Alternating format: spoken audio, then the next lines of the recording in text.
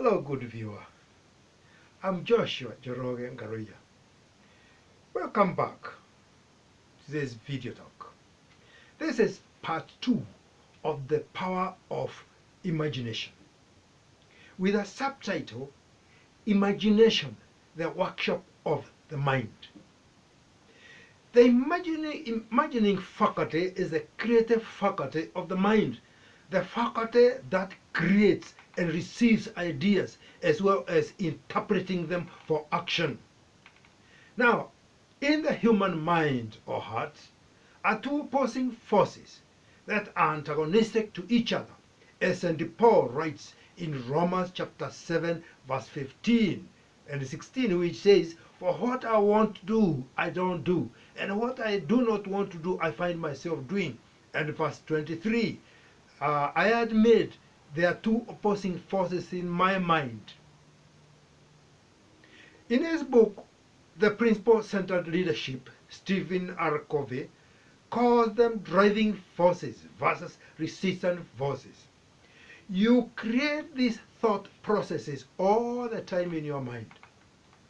In ordinary minds, the resistant forces, which are negative thought processes, dominate the outcome of the most of the activity in life. While the dominant driving forces are left dormant in many cases.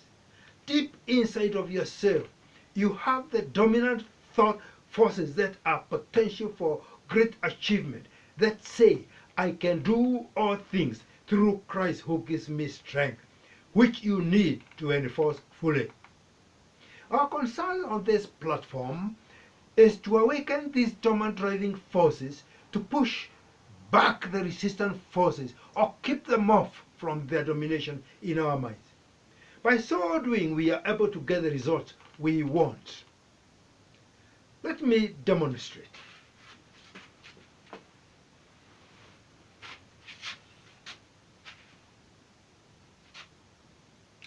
Above are resistant forces. Of course, naturally, you know the law of gravity. But now these are fear, doubt, uncertainty, low self-esteem, timidity, name them. For me to deal with the task which I have now, and I want to solve it, I depend on driving forces. These forces are faith, confidence, trust, determination, persistence, and many others will help me achieve the goal I want to achieve.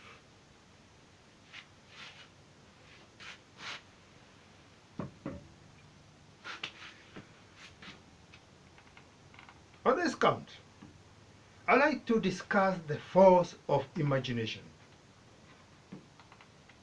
Whatever inclination you develop your imagination to follow dictates your results. It is the resistant forces that are dominating your imaginations. If it is the resistant forces that are dominating your imaginations, they will lead you to get negative results. If on the other hand, it is the driving forces that are dominant imaginations, they will lead you to achieve positive results through and through. You will note that the resistant forces do not have a potential capacity. They are neutral and get power from the positive dominant forces when the latter are not active. Just like electricity, the positive wire is the one which is life. The other one is neutral. The neutral becomes strong when live wire catches the neutral. So, negative forces can only produce negative impact. But the driving forces are potential and have positive power. This is why I'm calling them dominant. In the minds of many people, there is a blocking or negative mentality that has been developed over the years, having been picked and bred by the effect of the environment, peers, as far as youth are concerned, parents, friends, and unfavorable circumstances, many of them. This is impressed in the mind, especially when one is young. And it becomes what I call the undercurrent that will dictate your external actions and reaction all the time. It is this undercurrent that leads one to make and build negative imaginations most of the time. Such imaginations dominate the thinking and the consequent action on the challenges that come. Negative imaginations keep you out of focus. You cannot concentrate or think clearly when you harbor negative feelings.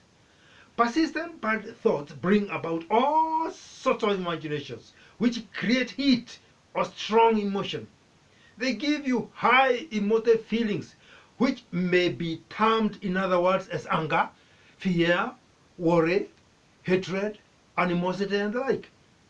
The end goal is that they generate in your body effects like blood pressure, persistent headaches, and other pains that we get, which are called psychosomatic. The mind tells the body you are sick, and the body accepts what the mind says. So it is in the mind that you have these negative effects. Negative imagination generates more imaginations without end.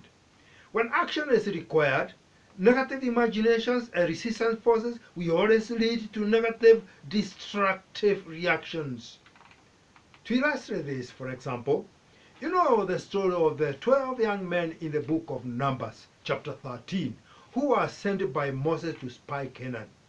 It is informative that these young men surveyed the land of Canaan efficiently and gave a unanimous observation about the land.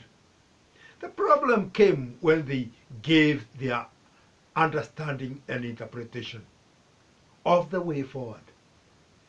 This was dependent on the threshold of their thinking. The 10 of them reported discouraging information, and the whole congregation of Israel listened to them.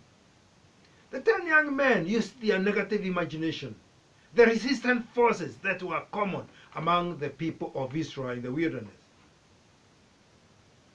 Hear what they said in Numbers chapter 13, verse 33.